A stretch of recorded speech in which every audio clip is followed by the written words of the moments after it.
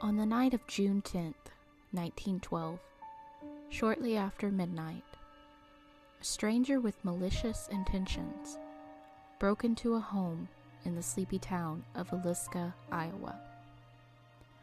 Crime was not a common occurrence, so the door was unlocked and the axe-wielding stranger was able to simply walk in and slay the unknowing sleeping family, plus 2 house guests staying for the night. Many questions arise from a tragedy of this nature, but the most bone-chilling is, who did this? Speculation and debates continue still today over 100 years later, and today we will explore all these possibilities, and you can decide who was the killer at the Villisca Axe Murder House. I'm Tiffany Taylor, and this is Shadows in History.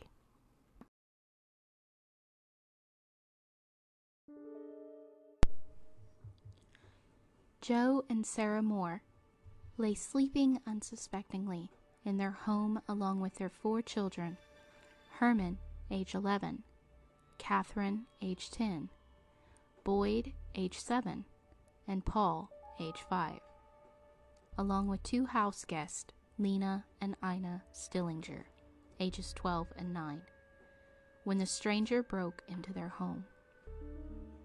According to a reconstruction created by the coroner the next day, he concluded that the stranger broke into the home and took an oil lamp from the dresser, removed the chimney, and placed it out of the way under a chair. He then bent the wick in 2 to minimize the flame, lit the lamp, and turned it down so low that it only cast the faintest glimmer in the sleeping home. With the axe still in his hand, he made his way through the house when he came to the first room with Lena and Ina. He decided to move on and continue through the house. Up a wooden staircase, he came upon 2 more rooms where the rest of the children slept, and decided to continue. When he found Joe and Sarah's room, that's when he decided to take his first victim. He made his way over to Joe's side of the bed and raised the axe so high it gouged the ceiling above. The stranger then brought the flat of the blade down with such force that it crushed his skull and killed him instantly. He then struck Sarah so quickly that she probably never had time to wake up and register the stranger's presence. This is where the story takes an even darker turn. Once the killer was done with the parents of the home, he then moved to the rooms of the children and proceeded to kill all of the Moore children. There was no evidence that the children ever woke or even alerted the 2 sleeping girls downstairs. Once he was finished with everyone upstairs, he then proceeded his way back downstairs to Lena and Ina, the elder of whom may have awakened before she was too murdered. And this is what is so peculiar about this story. Once everyone was killed, the killer then proceeded back up the stairs and decided to reduce all 6 of the Moore's family's heads to a bloody pulp, striking Joe a staggering 30 times and leaving the whole family unrecognizable. He then took bedclothes to cover Joe and Sarah's shattered faces, placed a gauze undershirt over Herman's face, and a dress over Catherine's, and covered Boyd and Paul's as well. Once finished, he moved back downstairs to perform the same macabre ritual to the young girls. He then proceeded to cover all of the mirrors and glass in the house with fabrics. At some point, the killer also took a slab of uncooked bacon from the icebox, wrapped it in a towel, and left it in the floor of the downstairs bedroom close to a short piece of keychain that apparently didn't belong to the Moores. He seemed to have stayed in the house for quite some time, filling a bowl with water to supposedly wash his bloody hands in it. Sometime before 5 a.m., the killer left the lamp at the top of the stairs and left as silently as he had come, locking the door behind him. Taking the house keys, the killer vanished as the Sunday sun rose in the sky.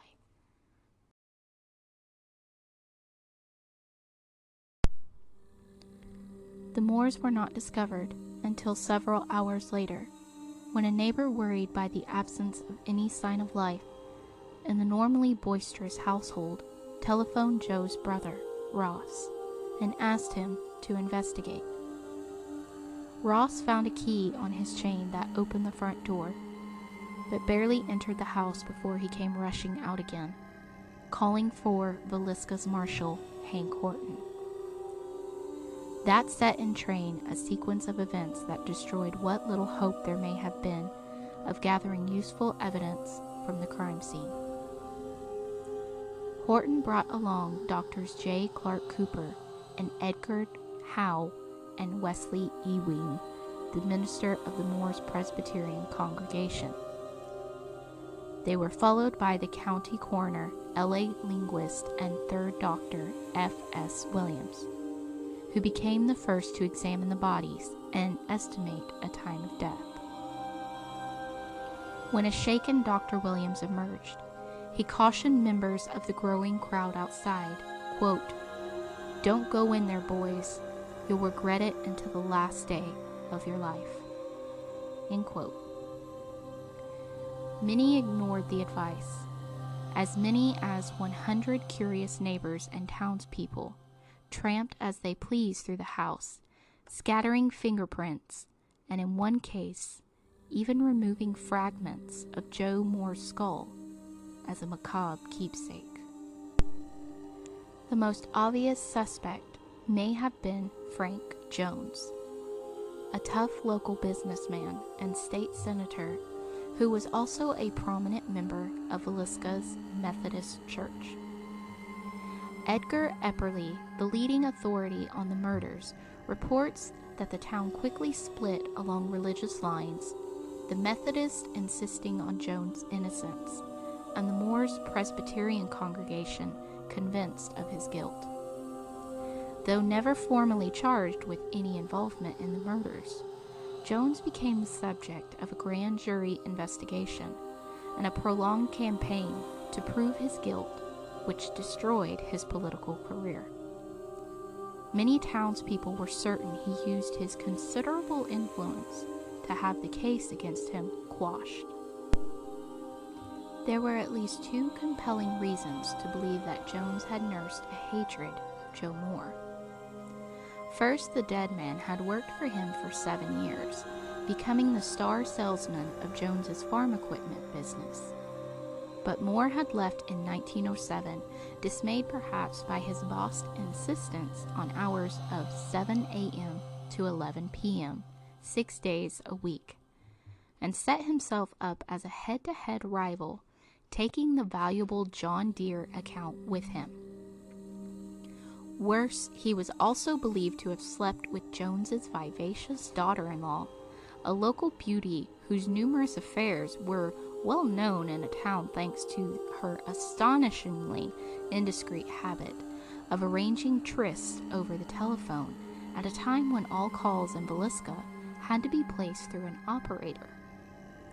By 1912, relations between Jones and Moore had grown so cold that they began to cross the street to avoid each other, an ostentatious sign of hatred in such a minuscule community. Few people in Villisca believe that a man of Jones's age and eminence, he was 57 in 1912, would have swung the axe himself. But in some minds, he was certainly capable of paying someone else to wipe out Moore and his family. That was the theory of James Wilkerson, an agent of the renowned Burns Detective Agency, who in 1916 announced that Jones had hired a killer by the name of William Mansfield to murder the man who had humiliated him. Wilkerson, who made enough of a nuisance of himself to derail Jones's attempt to secure re-election to the state senate, and who eventually succeeded in having a grand jury convened to consider the evidence he had gathered, was able to show that Mansfield had the right sort of background for the job. In 1914, he was the chief suspect in the axe murders of his wife, her parents, and his own child in Blue Island, Illinois. Unfortunately for Wilkerson, Mansfield turned out to have a cast iron alibi for the Villisca killings. Payroll records showed that he had been working several hundred miles away in Illinois at the time of the murders, and he was released for lack of evidence. That did not stop many locals, including Ross Moore and Joe Stillinger, father of the two Stillinger girls, from believing in Jones's guilt. The rancor caused by Wilkerson lingered on the town for years.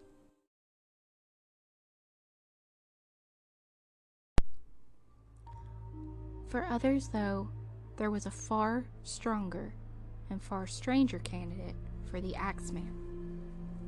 His name was Lynn George Jacqueline Kelly, and he was an English immigrant, a preacher, and a known sexual deviant with a well-recorded mental problems.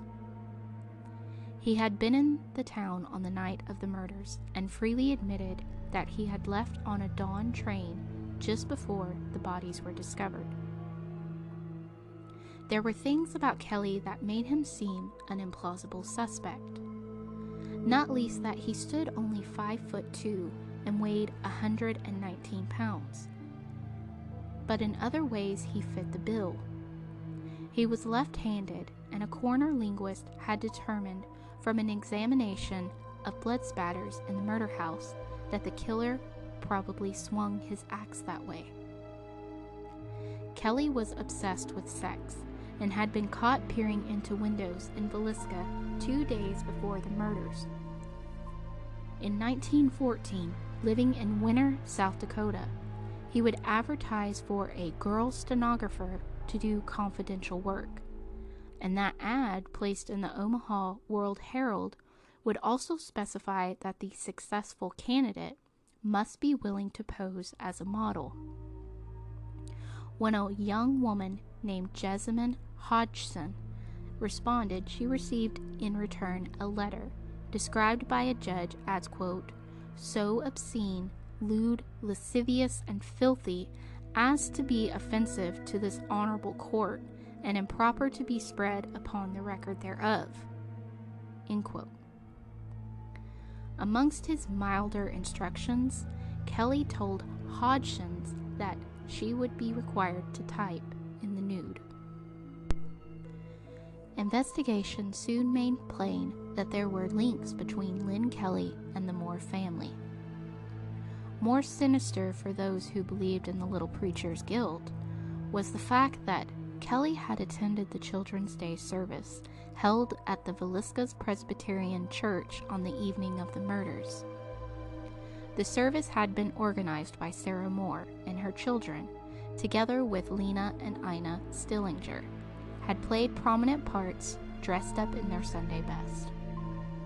Many in Villisca were willing to believe that Kelly had spotted the family in the church and became obsessed with them, and that he had spied on the Moore's household as it went to bed that evening. The idea that the killer had lain in wait for the Moores to go to sleep was supported by some evidence. Linguist investigation had revealed a depression in some bales of hay stored in the family barn, and a knothole through which the murderer could have watched the house while reclining in comfort. It took time for the case against Kelly to get anywhere. But in 1917, another grand jury finally assembled to hear the evidence linking him with the murder. At first glance, the case against Kelly seemed compelling.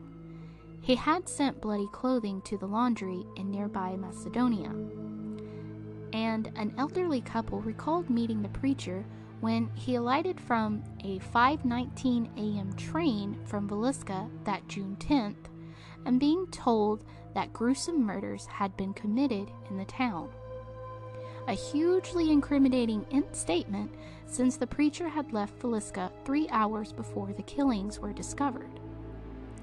It also emerged that Kelly had returned to Villisca a week later and shown great interest in the murders, even posing as a Scotland Yard detective to obtain a tour of the Moore house. Arrested in 1917, the Englishman was repeatedly interrogated and eventually signed a confession to the murder, in which he stated, quote, "I killed the children upstairs first, and the children downstairs last. I knew God wanted me to do it this way. Slay utterly came to my mind, and I picked up the axe, went into the house, and killed them." End quote. This he later recanted, and the couple who claimed to have spoken to him on the morning after the murders changed their story. With little left to tie him firmly to the killings, the grand jury to Kelly's case hung 11-1 in favor of refusing to indict him, and a second panel freed him.